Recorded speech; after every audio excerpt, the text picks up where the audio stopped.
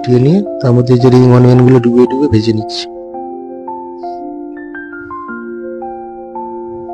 Cornflour, ময়দা, ডিম, লবণ, হোয়াইট পেপার আর বেকিং পাউডার দিয়ে এই বাটারটা তৈরি করে নিয়েছি। রিং অনিয়নগুলোকে অল্প লবণ মাখিয়ে তেলের মধ্যে এখন বাটারের মধ্যে ডুবিয়ে ছেড়ে দিচ্ছি। 6 পিস প্রন ম্যারিনেট করে রেখেছি ginger garlic paste, salt, pepper দিয়ে, লেমন জুস দিয়ে।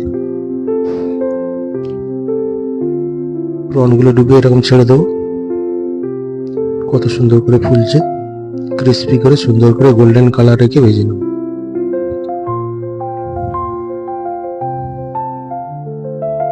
গোল্ডেন প্রনগুলো ছেড়ে দিচ্ছে একের পর এক, সবগুলো সুন্দর করে গোল্ডেন কালার করে ভেজে নিচ্ছে।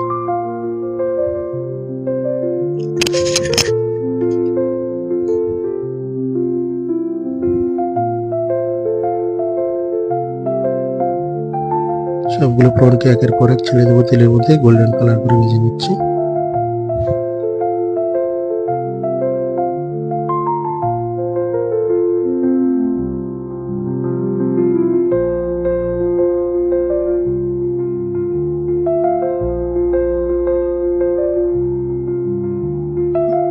সবগুলো প্রন ছেড়ে দিয়েছি, 6 পিস ক্রিস্পি করে ভালো করে ভেজে নেব। রিং অনিয়ন আর প্রনসগুলো ভালো করে ভেজে নিচ্ছি। অনিয়নগুলো প্রায় হয়ে গেছে, তুলে নিলাম। চিংড়ি মাছগুলো সুন্দর করে